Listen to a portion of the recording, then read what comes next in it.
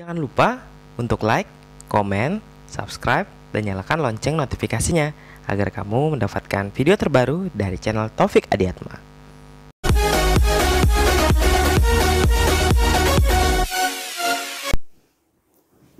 Nah, selanjutnya, apa sih jenis reksadana itu? Apa saja yang bisa kita pilih dalam suatu reksadana? Jadi untuk reksadana itu sendiri sebenarnya ada beberapa jenisnya tergantung dari berapa lama kita akan menyertakan unit tersebut ataupun dari tujuan investasi kita. Contohnya seperti ada reksadana pasar uang, yakni reksadana yang penempatan instrumen investasinya itu 100% di pasar uang ataupun efek yang bersifat utang dengan jangka waktunya kurang dari 1 tahun. Contohnya adalah seperti deposito ataupun juga untuk pemberian deposito syariah ataupun deposito untuk bank konvensional. Nah, untuk pasar uang sendiri ini tujuan investasi bagi teman-teman yang sekiranya memang perlu uangnya itu kurang dari 1 tahun, seperti misalnya untuk melaksanakan umroh atau misalnya untuk menikah, itu bisa disertakan investasinya di reksadana pasar uang ini. Kemudian yang kedua ada reksadana pasar tetap. Reksadana pasar tetap ini menempatkan minimal 80%-nya pada efek yang bersifat utang, seperti misalnya obligasi atau surat utang ataupun sukuk, seperti itu untuk yang syariahnya. Dan reksadana ini cocok untuk investasi jangka pendek antara waktu 1-3 tahun. Kembali ke tujuan investasi kita tadi, kapan kita perlukan dari investasi tersebut. Kemudian yang ketiga ada reksadana campuran. Reksadana campuran ini sendiri menempatkan maksimal 79% itu pada saham ataupun juga untuk obligasi dan instrumen pasar uang seperti deposito, itu sisanya sekitar 20-30%-nya. Nah, untuk reksadana ini sendiri cocok untuk investasi jangka menengah antara yang 3-5 tahun. Kemudian yang selanjutnya adalah untuk reksadana saham. Jadi reksadana saham ini adalah menempatkan minimal 80% pada efek saham. Dan reksadana ini cocok untuk yang jangka panjang, yang dimana tujuan investasi kita itu lebih dari 5 tahun. Seperti misalnya untuk sekolah anak misalnya yang mungkin baru lahir seperti itu, ataupun juga untuk dana pensiun. Nah, kemudian bagaimana dengan pilihan reksadana itu sendiri? Selain dari 4 ini, sebenarnya untuk model reksadana itu ada 2, yakni reksadana yang konvensional ataupun yang syariah. Pembedanya apa? Kalau misalnya untuk reksadana konvensional itu adalah yang tidak ataupun yang mengikuti semua jenis instrumen investasi, berbeda dengan yang investasi yang reksadana syariah. Kenapa? Karena ada beberapa aturan dari reksadana syariah itu yang harus dipatuhi, seperti misalnya tidak mengikuti untuk pilihan saham-saham bank konvensional, kemudian juga untuk yang memiliki utang pada bank seperti itu akan dikeluarkan dari reksadana syariah. Kemudian ada salah satu reksadana yang menurut saya cocok untuk teman-teman yang bekerja sebagai tenaga kesehatan yang sekiranya tidak memiliki waktu banyak untuk belajar mengenai investasi, yakni dengan reksadana indeks.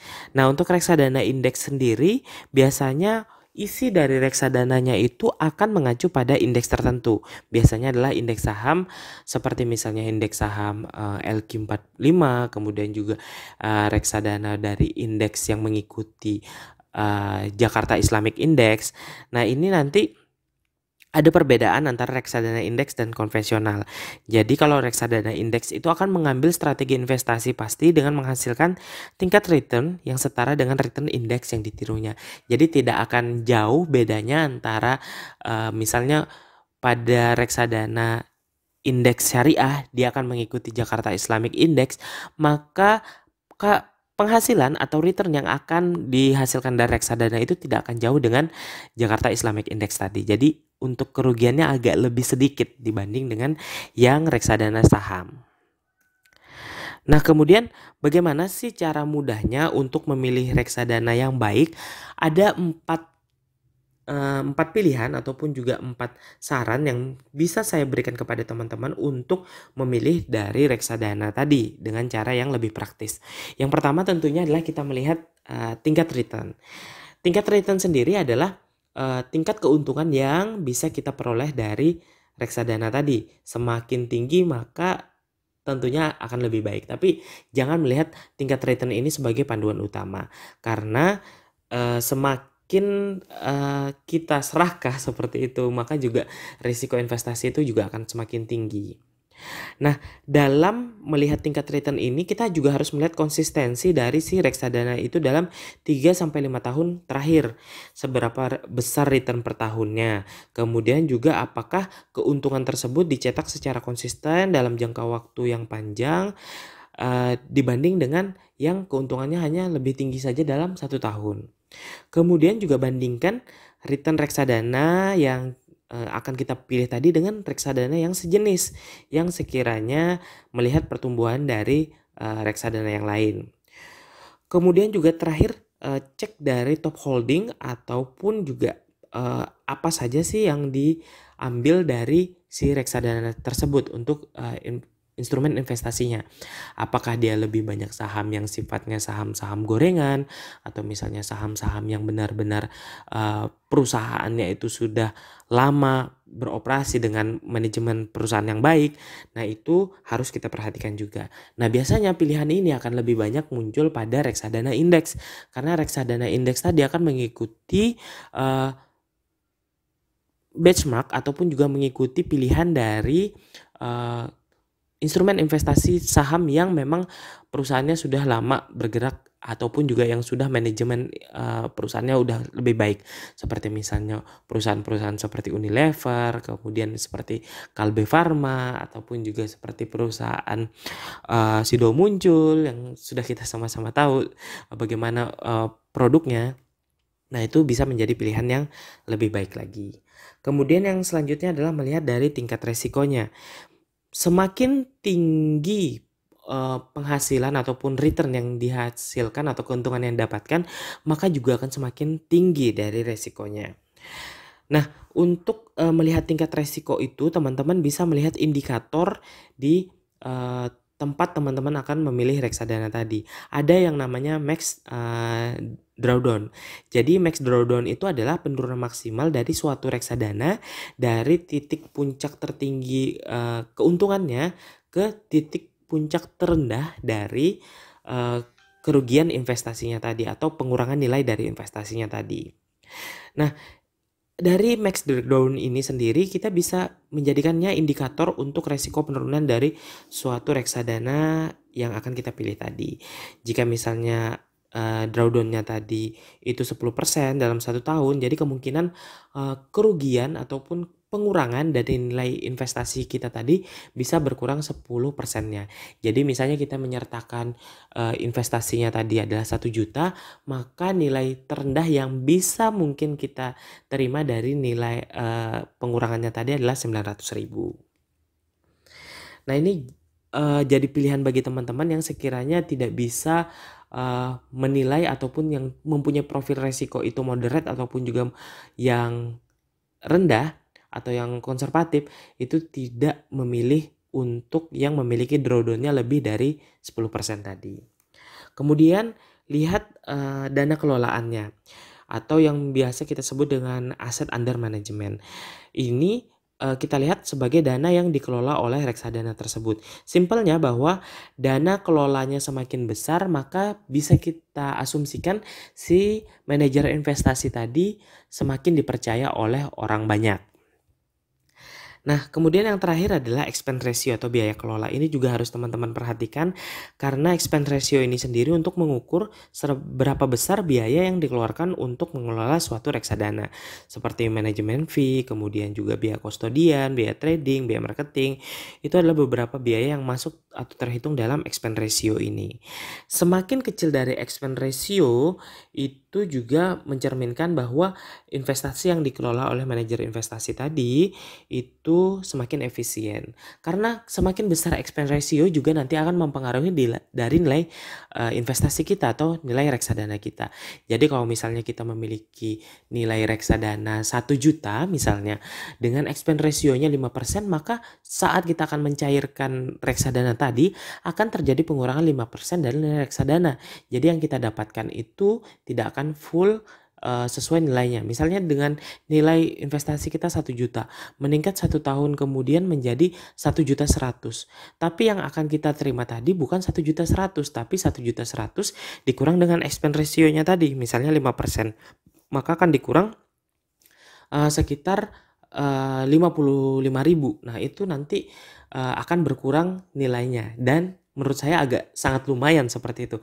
Apabila nilainya semakin besar, misalnya saja sekitar 11 juta, maka akan berkurang sekitar 550.000. Nah, itu sangat lumayan sekali. Itu yang perlu teman-teman perhatikan. Nah, ketika kita memilih reksadana indeks tadi, biasanya expense ratio-nya tidak akan terlalu tinggi. Maksimal biasanya hanya 1 sampai 1,5% dibanding teman-teman memiliki reksadana saham yang lain, seperti misalnya reksadana saham konvensional yang biasanya expense ratio-nya itu bisa berkisar antara 4 sampai dengan 5%. Nah, untuk teman-teman yang sekiranya belum untuk memulai investasi, mungkin untuk pilihan reksadana ini saran saya sendiri adalah bisa memilih beberapa tempat untuk menjadi agen penjualan dari reksadana. Yang paling gampang sendiri yang bisa dilakukan secara digital adalah melalui Bibit ataupun juga melalui Bareksa. Bagi teman-teman yang pemula, menurut saya sendiri atau menurut saran saya sendiri, yang lebih nyaman ataupun lebih gampang untuk digunakan adalah menggunakan Bibit. Ini adalah contoh investasi yang saya lakukan untuk reksadana di Bibit dengan investasi reksadana saham indeks yang syariah, di mana keuntungan saya di bulan terakhir di bulan Desember ini adalah sekitar 15% dari investasi saya, yakni sekitar 3.300.000, dan itu imbal hasilnya adalah sekitar 460.000. Jadi sangat lumayan sekali, tidak perlu ngapa-ngapain, cukup untuk menyertakan reksadana atau menyertakan investasi tadi, kita mendapatkan keuntungan hampir 15% dari penyertaan modal awal kita. Nah, untuk yang Bareksa sendiri, mungkin teman-teman yang sudah bisa belajar lebih lanjut lagi mengenai reksadana itu mungkin bisa menggunakan aplikasi Bareksa, karena ini untuk pilihan investasinya sendiri sangat banyak sekali untuk reksadananya, yang teman-teman bisa pilih-pilih lagi mana yang menurut teman-teman lebih untung untuk teman-teman ambil.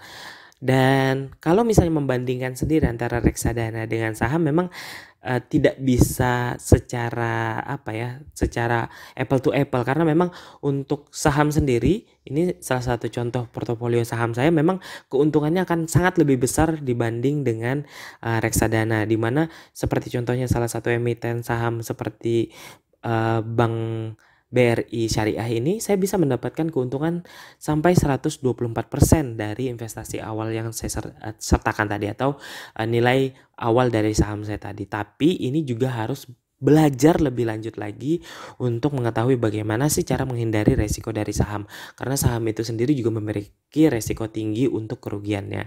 Dibanding dengan reksadana, kita cukup sertakan, kita pilih dengan lebih ringkas, lebih simple lagi, kita bisa memiliki keuntungan yang lumayan besar.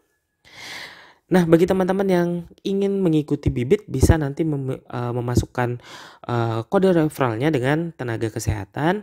Ini teman-teman semua nanti akan bisa mendapatkan cashback langsung 25.000 yang bisa digunakan sebagai modal awal investasi. Jadi sangat untung sekali bagi teman-teman yang sekiranya memiliki modal yang kecil dalam memulai reksadana ataupun memulai investasi reksadana ini, sambil belajar untuk bisa mendapatkan return atau keuntungan yang lebih besar lagi. Nah, semoga video yang saya buat ini bermanfaat bagi teman-teman dan bisa menjadi bahan pembelajaran untuk teman-teman memilih bagaimana investasi reksadana yang gampang, yang simple, yang ringkas untuk teman-teman yang bekerja sebagai tenaga kesehatan yang tentunya tidak memiliki waktu yang banyak. Dan saya harapkan teman-teman semua bisa memulai investasi, karena di zaman pandemi yang semakin tidak terarah seperti ini, saran saya untuk apalagi tenaga kesehatan, karena kita tidak tahu resiko-resiko apa yang akan kita hadapi ke depannya, maka lebih baik siapkan mitigasi resiko yang lebih baik agar kita dan keluarga bisa lebih aman lagi selama masa pandemi ini.